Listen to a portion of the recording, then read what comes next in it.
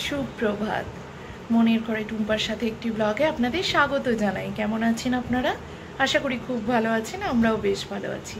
আজকে হলো শনিবার, এখন ঘড়ির কাঁটা ঠিক 10:40 ঘরে। আর সকালবেলা আমি সেভাবে কিছু খাইনি, তাই এখন ফলটা কেটে নিয়ে এলাম যে আমি আর রাতুল একটু বসে বসে খাবো বলে। তো রাতুল মুড়ি খেয়েছে আর আমি আর কিছু খাবো না। রান্না বান্না একটু এগিয়ে রেখেছি বলতে পারো, যেহেতু উঠতে দেরি হয়েছে। আর আজকে সকালে ঠিক 5:30তেই ঘুম ভেঙে গেছে, জানো তো। তো বাপ্পা বলল যে আমি হাঁটতে যাব। আমি একটু বিরক্ত হয়েছিলাম বটে যে ছাড়ো না, আজকের দিন ছুটির দিন, কিন্তু ও বললো না টুম্পা, আজকে উঠে যখন পড়েছি তাহলে হাঁটাটা মিস করব না। তাই ও হাঁটতে গেছিলো, কিন্তু আমি পাশ ফিরে শুয়ে আবারও ঘুমিয়ে গেছিলাম। 7:30টার সময় কর্তা মহাশয়ের ডাকে ঘুম ভেঙেছে এবং তৈরি চায়ের আড্ডা পেয়েছি বলতে পারো। কিচ্ছু নিয়ে যেতে হয়নি, শুধু ব্রাশ করে চায়ের আড্ডায় গিয়ে বসেছি। এইরকম ফেসিলিটি আমার মনে হয় প্রত্যেকটা গৃহবধূদের মাঝে মধ্যে পাওয়া উচিত। আর এইটুকুটুকু ফেসিলিটি যদি কোনো গৃহবধূরা পায় না, তারা নিজেকে ধন্য মনে করবে। বিশ্বাস করো আমার কথা, যে এক গ্লাস জল তুমি যদি এগিয়ে দিয়ে বলো না এটা খাও, খুব ঘেমে গেছো, গরম করছে, এই জলটুকু খাও, তাতে যেন তারা মনে হয় বাবা কত কিছুই না পেয়ে গেল। এটা আমার বিশ্বাস নয়, এটা সত্যি। সব মেয়েদের মনেই এটা মনে হয়। তো সেই রকম পাওয়া গেলে কার না ভালো লাগে বলো। আর সেই ভালো লাগাটুকুই তোমাদের সাথে শেয়ার করলাম। এটা হয়তো বা অনেকে ভাববে এটা বলার কি আছে, বলার আছে বই কি, কারণ এটা একটা ভালো লাগার অনুভূতি। আর আমি চাই প্রত্যেকটা মেয়েই এই ভালো লাগার সম্মুখীন হোক। তাহলে চলো দিনটা শুরু করা যাক।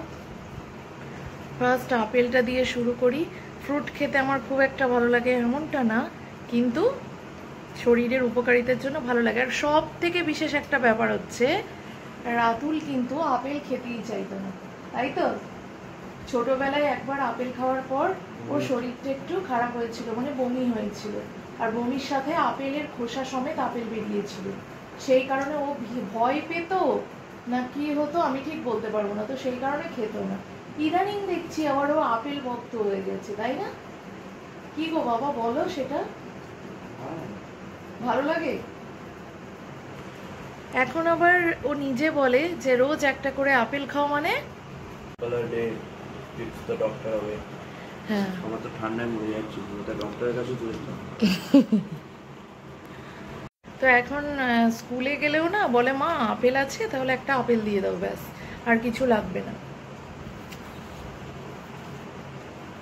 পুজোর সাজ রব শুরু হয়ে গেছে। কালকে বিকেলে একবার বেরিয়েছিলাম, বিকেলে নয় সন্ধ্যায় বলতে পারো, তখন লাইট টাঙাচ্ছে। এইগুলোই তো ভালো লাগার অনুভূতি। মা দুর্গা রেডি হয়ে গেল, পুজো শুরু হয়ে গেল, মানে তড়িঘড়ি পুজোটা বেরিয়ে যাবে 4-5 দিনের মধ্যে। এই যে প্রতিমা করতে আসে শুরু থেকে, এই যে প্রত্যেকটা স্টেপ বাই স্টেপ দেখার একটা উপভোগই আলাদা, আনন্দের উপভোগ এটা। এইগুলোই ভালো, কিন্তু কি করব বলো, আমার তো বাড়ির থেকে একটু দূরে যেতে হয়, তাই আমার পক্ষে যাওয়া সম্ভব হয় না। রাতুলকে বলছি, রাতুল চল না রে, একটু যাই আজকে, তুই আর আমি একটু ঠাকুর দেখব। থাক না, কেউ না থাক, আমি একাই যাব। তো ছেলেটাকে বললাম চল যাই, তোরও ভালো লাগবে, ওর মনেও পুজো পুজো আনন্দটা এই দেখলেই হবে, কারণ চোখ যেটা দেখে মাথা সেটাই ভাবে। তো যাবে না বলছে, দেখি যাওয়া হলে আমি যাবার। কালকে আমি একটু দরকারি বেরিয়েছিলাম, তো আসার পথে দেখলাম, আমি ভিডিও করিনি কারণ আমি ফোনটা নিয়ে যাইনি, নাহলে তোমাদের সাথেও একটু শেয়ার করতে পারতাম। বেশ ভালো লাগছিল। আসলে ছিটেফোঁটা বৃষ্টি শুরু হয়ে গেছিলো, সেই কারণে নিজে যে একটু দাঁড়িয়ে সেই জিনিসটা দেখবো সেই সময়টুকু পাইনি, তড়িঘড়ি ফিরে আসতে হলো।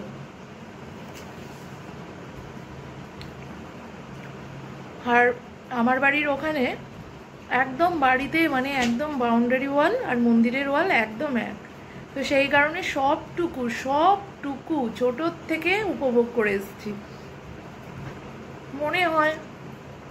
কিন্তু আমি নিরুপায়, আমার ইচ্ছে হবে না ওখানে যাওয়া। আমি যেতে পারবো হয়তো বা, যেটা তোমরা আগের বছর দেখেছিলে, একটা দিন গিয়েছিলাম, কিন্তু মনটা বড় পড়ে থাকে এখানে, জানো তো। মনে হয় আমি ওখানে গিয়ে সবার মাঝে আনন্দ করছি, আর বাপ্পা এখানে বাড়িতে একা আছে, কারণ আমি জানিও বেরোবেই না।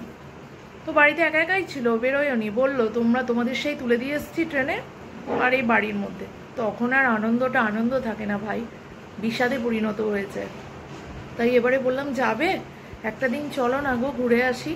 নানা তো করছে, জানি না কি করবে। ওর পুজোর মধ্যে নাকি কোথাও যেতে ভালো লাগে না, বাড়িতে শুয়ে বসে খেয়ে মেখে আনন্দ করে গল্প করে সময় কাটাবো।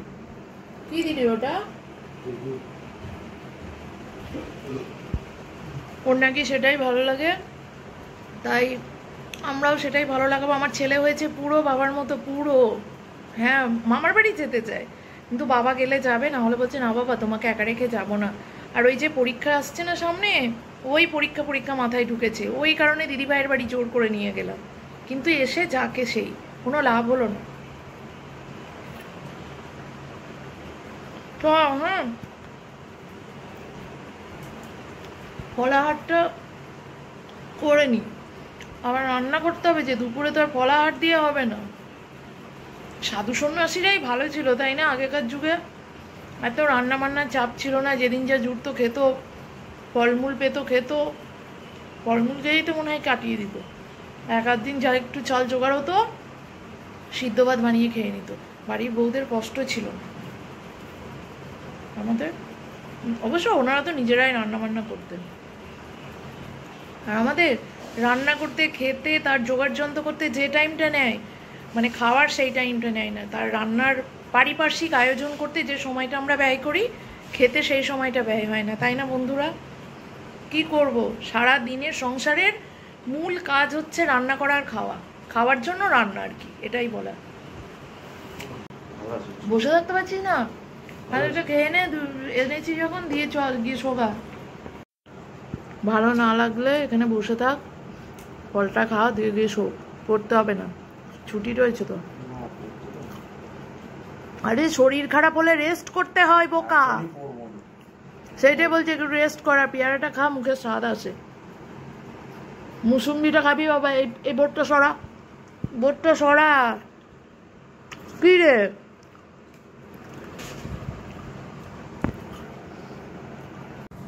কথাতে আছে খালি পেটে জল আর ভরা পেটে ফল। আমার আবার ভরা পেটে ফল খেলেও পেট গুড়গুড় করে, অভ্যেস নেই যে, আমার ফল খেতে ভালো লাগে না, ওই পেলে একটু আধটু খাই, আগ্রহ সহকারে খাই না। আজকে ছিল ঘরে অনেকগুলো, কাটলাম। আর রাতুল টিফিন নিয়ে যায়, এই দুদিন টিফিন নিয়ে যাবে না, না কাটলেও খাবে উনি।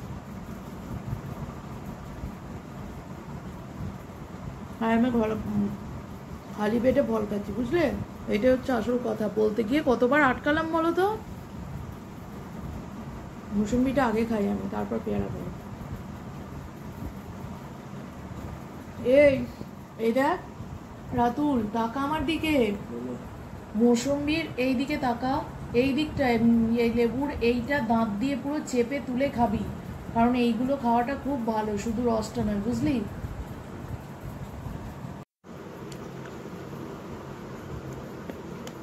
জ্বর এসছে তোমার, ভ্যাকসিনের জন্য, আর ঠান্ডাটা অন্য কারণে। এই নিম্নচাপের ওয়েদার, স্কুল থেকে এসে স্নান করে ঘরে গিয়ে শুচ্ছিস, ওই ঘরে গিয়ে শুলে এমনিই ঠান্ডা লেগে যাবে। ভেজা মাথা, বেলা যাচ্ছে, 2:45 বাজছে, ভাব। আর ওরা তো বলেই ছিল না যে ভ্যাকসিনটা নিলে জ্বর আসতে পারে। যাই হোক, হয়ে তো গেল। পোলিও কার্ডটা ওরা দিল না কেন? হয়ে গেলেই বার, আমি তোর কার্ড রেখে দেবো আমার কাছে। আমি বলবো, ওই বলবি তো, আমি নেবো, আমি তোর জিনিস ফেলবো না, রেখে দেবো। দেখি কপালটা দেখি, এ বাবা জ্বর এসছে তো ভালো রে। এই চালতাটুকু এর আগের দিন যে চাটনি করলাম, কেটে রেখেছিলাম একবারই, দিয়ে ভেবেছিলাম কি একটু ডাল বানাবো। চালতার ডাল খেতে ভীষণ ভালো লাগে, খুব ভালো একটা স্মেলও ছাড়ে। কিন্তু কি করব, ওয়েদারটা এমন হলো যে এই মুহূর্তে টক ডাল করলে খুব একটা ভালো খাবো না। তাই ভাবলাম আজকে শনিবার রয়েছে, তাই একটু চাটনি করে ফেলি। তো জল দিয়ে যেমন সিদ্ধ করেছি, তেলের মধ্যে সর্ষে ফোড়ন দিয়েছি, একটু শুকনো লঙ্কা দিলে হতো, আজকে আর আমি দেবো না, অল্প একটুখানি। তো বেশি ঝাল হয়ে গেলে রাতুল যদি খেতে না পারে, একে ওর মুখে কিছু ভালো লাগছে না, তার জন্য শুধু সর্ষে ফোড়ন দিয়ে করলাম। আর চালটাই কিন্তু সর্ষে ফোড়নটা মাস্ট, না হলে স্বাদটা ঠিক আসে না। তো এইটা একটু নাড়াচাড়া করে একটু জল দিয়ে দেবো, তারপরে একটু চিনি দেয়। আর এদিকে আমি আলু কেটে রেখেছি, সয়াবিন আলুর তরকারি হবে। বাঁধাকপি আর আলু কেটে রেখেছি, বাঁধাকপি ডালনা হবে। টমেটো কাটা আছে, কুকারে দিয়ে দিয়েছি ওল। এই তো গেল আজকে দুপুরে রান্নার গল্প। চলো তাহলে ঝটপট করে বানিয়ে ফেলি।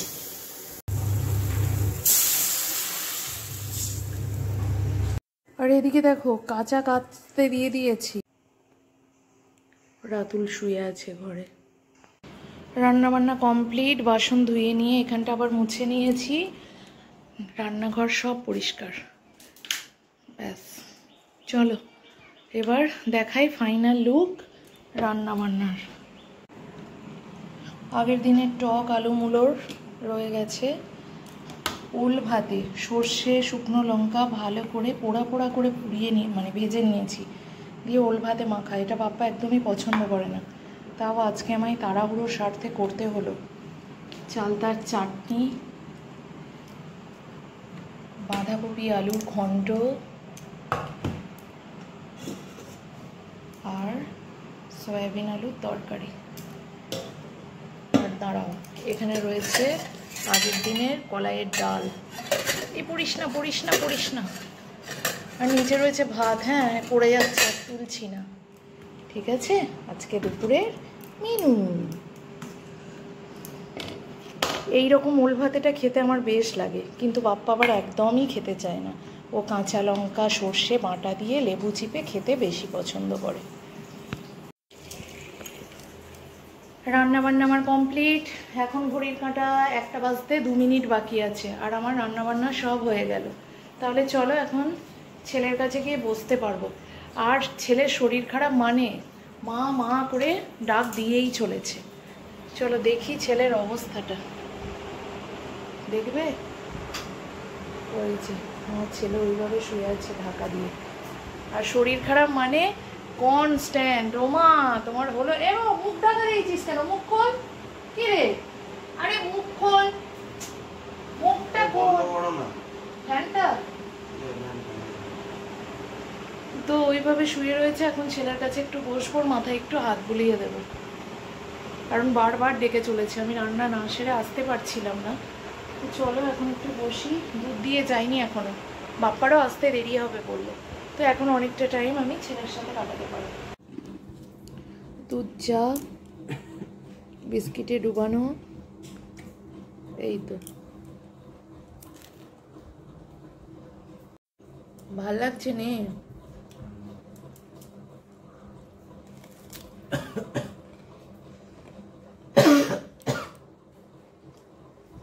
এই হচ্ছে আমার সন্ধ্যার গল্প।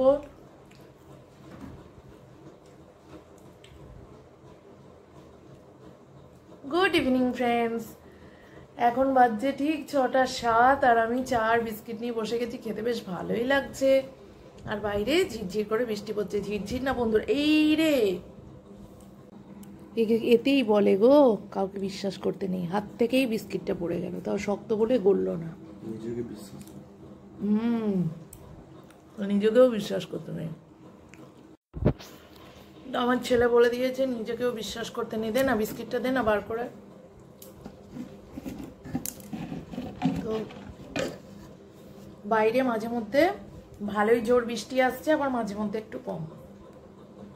রাতুল কি খাবো কি খাবে বললো, দুধ চা বিস্কিট করে নিয়ে চলে এলাম।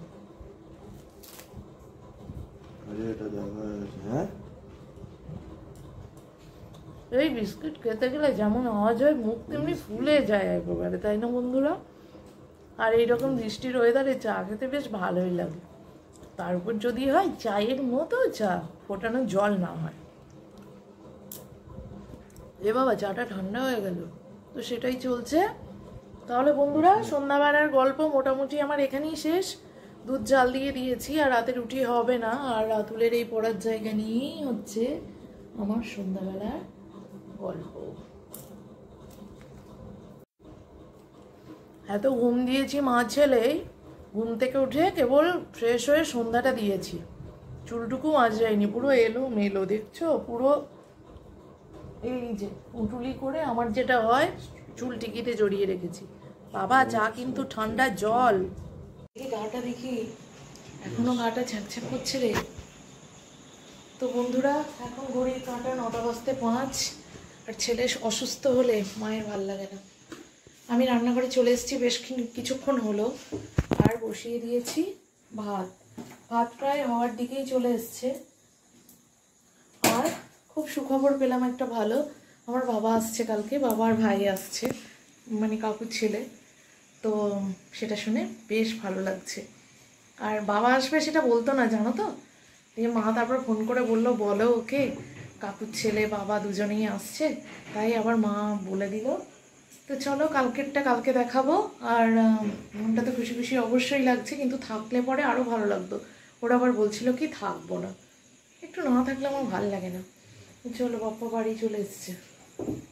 রাতুলের গাটা দুপুর থেকে গরম ছিল না, জানো, এখন আবার মনে হচ্ছে একটু গরম গরম লাগছে। দুপুরে ওষুধটা খেয়ে একটা ঘুম দিয়ে শরীরটা ঠিকঠাক ছিল, ঝরঝরে ঝরঝরে। ওটা কি আছে, একটু ঝরঝরেই ছিল। বল রাতুল, দুপুরে ঘুমানোর পর শরীরটা একটু ভালো ছিল না তোর? কিন্তু এখনো তো গাটা ছ্যাঁকছ্যাঁক করছে। তারপরে উঠে থেকেও পড়ার জায়গা দিয়ে আছে, কিন্তু ও তো বলছে ঠিক আছে, জানি না কি হবে। খুব টেনশন হয় ছেলেপিলের শরীর খারাপ হলে, ক্রমাগত মাথার মধ্যে এটা চলতে থাকে। তাহলে বন্ধুরা, রাতের যা খাবার দাবার দুপুরে হয়েছিল, রাতুল সেভাবে কিছু খাইনি, তো সেই সবই খাবার দাবার হবে। ফ্যানটা চলছিল ঘরে, আর বৃষ্টি ক্রমাগত ঝরিয়ে যাচ্ছে কম বেশি করে। তো সেই সবই খাবার দাবার হবে। আর ভাত বসিয়ে দিয়েছি, দেখলে তোমরা। তাহলে আর কি, আজকের মতো টুম্পার বকবকে এইটুকুই। তোমরা সবাই খুব ভালো থেকো, সুস্থ থেকো, নিজের শরীরের খেয়াল রেখো, আর অবশ্যই পজিটিভ মাইন্ডে থেকো আর হাসি মুখে থেকো, কারণ আমাদের সবাইকে ভালো থাকতেই হবে। মা আসছেন। শুভরাত্রি।